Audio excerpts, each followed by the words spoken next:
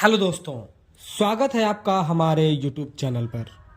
दोस्तों, फुटिंग करने का कौन सा तरीका है सबसे अच्छा या कौन सा तरीका सही है, आज के इस वीडियो में हम इसी टॉपिक पर बात करेंगे। जैसा कि आप सब जानते हैं कि जब भी हम घर का काम करवाते हैं तो सबसे पहला हमारा स्टेप होता है हमारा फाउंडेशन तैयार करना, हमारा फुटिंग का प्रोसेस करना। फुटिंग का प्रोसेस क्या होता है? सबसे पहले हम क्या करते हैं कि जहां भी हमारा कॉलम आता है उसकी हम मार्किंग कर लेते हैं और फिर हम एक्सकावेशन का काम करते हैं, जैसा आपको वीडियो में दिखाया जा रहा है। एक्सकावेशन काम कंप्लीट होने के बाद हम क्या करते हैं? पीसीसी करते हैं। पीसीसी मतलब प्लेन सीमेंट कंक्रीट, ऐसा कंक्रीट जिसमें हम रेनफोर्समेंट नहीं यूज करते हैं और हम 1:4:8 या 1:5:10 की रेशियो से ये कंक्रीट बनाते हैं और ये कंक्रीट बनाने के बाद हम 24 घंटे के लिए सूखने के लिए छोड़ देते हैं। नेक्स्ट डे हम क्या करते हैं कि सेंटर लाइन की मार्किंग करके कॉलम का एग्जैक्ट पोजीशन निकाल लेते हैं। उस कई कंडीशन में आपने देखा होगा कि कई जगह पर सेंट्रिक फुटिंग होती है, जैसा कि आपको इमेज में दिखाया जा रहा है। इसको हम बोलते हैं सेंटरिंग फुटिंग। दूसरा हमारा होता है ई सेंट्रिक फुटिंग, यानी कि जो अब इमेज में आप देख रहे हैं, ठीक है। ई सेंट्रिक फुटिंग भी हमारा एक फुटिंग का टाइप्स है। अभी मैं इसको आपका इसको मैं जो क्लासिफाई करके भी बताऊंगा, आपको अच्छी तरीके से डिटेल भी बताऊंगा। और तीसरा होता है बाई एक्सियल फुटिंग, जो कि आप वीडियो के माध्यम से देख सकते हैं किसी एक कॉर्नर में ये बना क्या है। तो सबसे पहले बात करेंगे कि कौन सा तरीका सही है और कौन सा तरीका सही नहीं है और कौन सा कहां पर अप्लाई होता है। पहले ये समझिए सेंट्रिक फुटिंग क्या होता है। सेंट्रिक फुटिंग जैसा आप इमेज में देख रहे हैं कि ये सेंटर ऑफ ग्रेविटी के बीच में जो हमारा कॉलम खड़ा होता है, जैसे मान लीजिए कि हमने 3 फीट बाय 3 फीट का जाल बनाया है, तो बिल्कुल सेंटर से जो हमारा कॉलम उठ रहा है 3 फीट बाय 3 फीट के जाल के सेंटर से जो हमारा कॉलम ऊपर की तरफ उठ रहा है, ये हमारा कहलाता है सेंट्रिक फुटिंग। यानी ऐसी फुटिंग, ऐसा फाउंडेशन वर्क जो बिल्कुल जो हमारा फुटिंग मेश है उसके सेंटर से स्टार्ट हो रहा है, उसको हम सेंट्रिक फुटिंग कहते हैं। ये सबसे बेस्ट फुटिंग प्रोसेस है।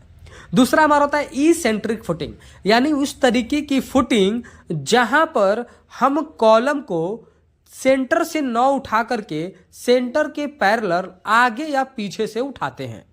यानी कि उस तरीके की फुटिंग जो, जैसे मान लीजिए कि हमारा सेंटर बिल्कुल बीच में है, तो सेंटर के बिल्कुल आगे या पीछे, दाएं या बाएं, बिल्कुल सीध में ऊपर नीचे दाएं बाएं करके अगर हम कोई कॉलम को उठाते हैं तो उसको हम इसेंट्रिक फुटिंग बोलते हैं।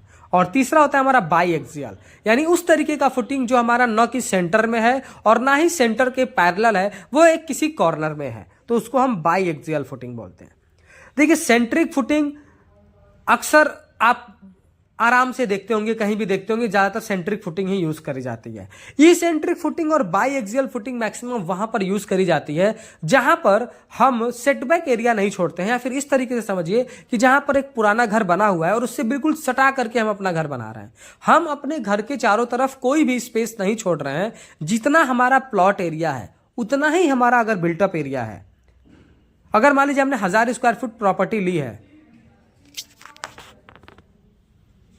और उसी 1000 फुट में ही आप अपना घर भी बनाना चाहते हैं, तो जो भी आपके कॉर्नर के जितने भी आपके कॉलम आएंगे वो सारे के सारे बाई एक्सियल फुटिंग ही कहलाएंगे, क्योंकि आप जगह स्पेस छोड़ ही नहीं रहे हैं और आप अपनी फुटिंग में किसी और के प्लॉट में तो नहीं बना सकते, इसलिए हमारा बाई एक्सियल फुटिंग वहां पर होता है।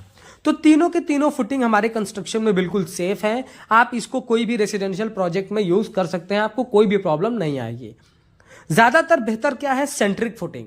सेंट्रिक फुटिंग का सबसे प्लस पॉइंट ये है कि जो भी हमारा लोड आ रहा है वो बिल्कुल हमारे फुटिंग में इसके सेंटर में डिवाइड होता है, तो उस पर लोड डिस्ट्रीब्यूशन करना काफी इजी होता है। सेंट्रिक फुटिंग में भी ये चीजें काफी हद तक हो जाती हैं, लेकिन जो हमारा बाई एक्सियल फुटिंग होता है उसमें कॉलम का जो लोड आता है कॉलम से, वो हमारे फुटिंग के बिल्कुल सेंटर में ट्रांसफर नहीं होता है, किसी एक कॉर्नर पे ट्रांसफर होता है। पर ये रेसिडेंशियल प्रोजेक्ट के लिए सेफ माना गया है। तो ये तीनों में से तीनों कोई भी फुटिंग आप कर सकते हैं। लेकिन अगर आप कोई कमर्शियल प्रोजेक्ट पे काम कर रहे हैं, आपका जो कंस्ट्रक्शन होने वाला है वो कमर्शियल है, तो उसके लिए आपको अपने स्ट्रक्चरल इंजीनियर से एक बार राय जरूर लेनी चाहिए। वीडियो पसंद आया हो तो प्लीज वीडियो को लाइक कर दें, और अगर चैनल पर नए हैं, कंस्ट्रक्शन से रिलेटेड ऐसे ही इन्फॉर्मेटिव वीडियोज इन फ्यूचर देखना चाहते हैं, तो प्लीज चैनल को सब्सक्राइब करके बेल नोटिफिकेशन को ऑल पर प्रेस कर दें। Thank you.